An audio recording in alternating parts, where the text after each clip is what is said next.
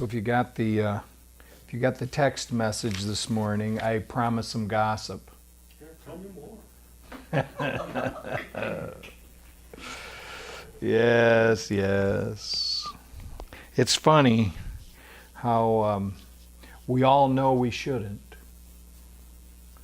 but it happens from time to time. We get caught up, and we find ourselves saying things that then later or maybe right in the moment even, we wish we weren't involved in. So this is the 10th instruction in the wedding ceremony that I do. It's concerning gossip. It's just this whole idea of minding our business, minding our own business. And I had Jenny put the sign up to change it up a little bit because it was up last year. We had it up and it said mind your business. So I put mind your purpose because it's really the same thing. It's so easy to become distracted by these things that don't even really mean anything. And when I talk about this in the wedding ceremony, it comes from this idea that one of the things I heard driving back and forth to work on NPR. There was a woman who was an expert in relationships, and just so you know, we're all experts in relationships. The problem is sometimes it's not good relationships. But the story was that they had done this survey of couples who had been together for long periods of time. And they asked them, how they thought that it had worked out all this time. And there were various answers, but there was one answer that was common to almost all of them. And it was, to paraphrase it, it was, we don't speak ill of each other to other people. We don't go to work and talk about how badly our significant other, our wife, our husband has treated us the night before. We don't say the bad things to our friends about our partner. And when I heard this, I was thinking that I was remembering how many times I'd heard it in the workplace, on the bicycle, just in social conversation at a cup of coffee, hearing someone list all of the shortcomings of their partner. And so I saw this is very common. And I also, thinking about it, I was thinking that those who seem to be having the most problem in the relationship were those, you could say that the reason was because they had more to complain, because it was a bad relationship, they had more to complain about. But the principle here was that the more they complained about it, the worse the relationship got. And the second thing that went along with that was, and then we don't speak badly about other people to each other. So now I'm thinking there's really a dynamic going on here. So in other words, so they don't go to work and talk about their partner, and they don't come home and talk about their coworkers in negative ways, right? And I remember sharing this with people before, and I've had folks ask me, well, I need somebody to vent to. I have to be able to, when I go home, I've got to have somebody to tell this stuff to. And I'm thinking that this is not saying that you shouldn't be able to share what happened to you. But there's something afoot here. There's some dynamic happening here that we should pay attention to. And as I took my own inventory and was thinking about it, I realized that in this same time period, and many of you have heard this story before, but I had a job that I really didn't care for too much. I only had to go into the office in Chicago one day a week, but I dreaded it. Every Tuesday morning was just, I called it the bloodbath. And I had to go in there for a meeting. And in the meeting, the president of the company would spend at least half the time berating, belittling, and pretty much brutalizing everybody in the meeting. And now, actually, I have to say that he never directed it at me. There were like just a couple people in the meeting that didn't feel the brunt of it. But it was every Tuesday, and he just did it over. And he always had something bad to say about somebody, and really mistreated the folks. Is what I felt. Well, I would get all worked up over it, and I'd get upset. And I'm thinking, from my role of being a manager and knowing, at least some things about how things work best in business relationships. And I kept thinking, he's wrong here, he's wrong there, and this, wow, I can't believe he just did that. And so I'm just listing the thing, everything that he does, I'm just listing. And then I'd get in the car to drive home, and I'd call Debbie, and I'd start telling her everything that happened in the meeting every week, like clockwork. Every week. I say, you cannot believe what this guy did today. And what I realized as I was reflecting on this, hearing this woman give this talk about the study, and I'm reflecting on my own behavior, and I'm saying, you know what, this is right, because I would actually be more upset relating the story to Debbie after it happened than I was when I was sitting in the meeting. And so this principle became very clear to me, that when I take other people's inventory, first of all, I'm off track right off the bat. This is not helpful. It's very difficult not to do, but it's a habit. It's a habit. It's a habit to do it. It's a habit not to do it.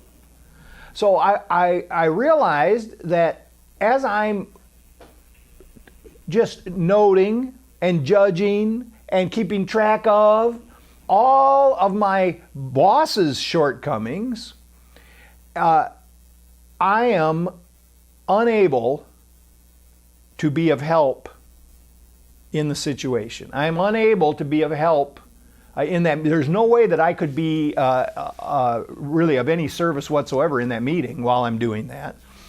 And then going and relating it then again to someone else just exacerbated the problem. And what I mean is, it actually put me in the mindset that this is what I expected from him in general, and for sure what I was expecting every time I went into that meeting. And so I was setting the stage. I was setting the stage for a relationship in which there was nothing going on but judgment, and really, as a result of that judgment, dishonesty on my part, because I would not let him actually see my contempt. But it was right there, right there under the surface. And my own suffering grew over time, so that it just was almost unbearable to go in there. And so as I'm driving home that particular day after I'd heard this study, I made a decision that this is what I'm going to do. I am going to stop bringing these stories home. I'm going to stop bringing these stories home. And when I go into the meeting, what I'm going to try to do is see the good, stop listing down the bad, and see if I can offer something different. And I began to do that. And now, he didn't just change like 360 degrees, nothing like that. I mean, but the meeting became much better. There was opportunity for some humor. And this turned out to be the best thing, was to actually turn, when he would say something, I would offer, because it just so happened I was fortunate enough to have a position of respect in the company, I would offer something funny about what he just said. and it would lighten the whole business, because I stopped taking offense and started to offer something better. I started to do what the woman told me to do about my business. Give love to your business. And here's really it. I mean, when the sign says mind your purpose, this is it. Give love to your business because your business is love. So wherever we're at, whatever we're doing, this is the mindset. Let me see if I can't extend love. And in the meditation, this is what we were talking about, is that this presence of God in the moment is extending love to us, for us to extend out from us. So then this instruction about not gossiping, and so here's one of the things about it is it's such a we get caught up in it in the most, it seems, innocuous ways. Somebody comes up and we decide to share with whoever we're talking about. We're not gossiping, we just want them to understand the person. So perhaps they could help. We are lying to ourselves. We're lying to ourselves, we're lying to them if that's what we say. I just, not to gossip. Not to gossip, but let me just give you this information so that you could understand and maybe you could help, and shut up. Shut up. It's coming. It's coming. So I had a lesson in this very early in my recovery. I had a conflict going on with someone else, and after church one Sunday, Jeff and I were standing around, we're talking to Gordy, and I started to go on this rant, not quite a rant. I wasn't really emotional about it, but I was talking about this other person who we all knew. And Gordy didn't even skip a beat. As soon as it was apparent where the conversation was going, he looked around and he said, "Oh, you know what? I think Arlene is looking for me." And he was gone. He was gone. Now, this is, and I turned to Jeff and I said, "He just kicked my ass." And it was so nice because he didn't try to make me feel bad. And this is the key to this. Once we get high-minded about it and we're going to stop gossiping and we hear somebody else do it, then we want to say, "Well, I don't gossip." That's not helpful. That's not helpful. So how Gordy handled it was, he just went away quietly without calling attention to the fact that I was, outside of principle. But of course, there it was, sitting there, but he didn't have to say anything. So, I started to think about this, and how do we develop this ability to handle these situations? Because it's not just us bringing gossip to people bring it to us. And we've got to decide what the heck it is that we're going to do about it. And because to participate just really, it seems as if sometimes it's absolutely delicious and then just turns bitter. Somewhere in the midst, or maybe afterwards, we're thinking about, "Oh boy, there, I did that again." So there's a couple of things. The first one is, the first way to deal with it is what Gordy did, is to extricate yourself from the situation without hurting anybody's feelings. Change the subject even. Just change the subject. Start talking about something else. Another situation that I'll illustrate this with is to say something nice about the person. When somebody brings something negative to you, think of something good about the person that's being discussed and offer that in the conversation. So I was in California 25 years ago. And I was at the World Service Conference. We went out to a speaker meeting. We saw Pepe that night, and he was so good. And I commented to the guy that was with me. I said, "Man, you know, this is beautiful. This is what it's supposed to be." I said, "That guy last night, man," I said, "he's got a mixed message." And boy, you know, I was like focused totally on, I want to hear Narcotics Anonymous message. I don't want to hear anything else. I said, man, he was all over the place. He was talking, had a confused thing. And the guy that I was with, he said, yeah, but listen, he's really good one-on-one with the newcomers.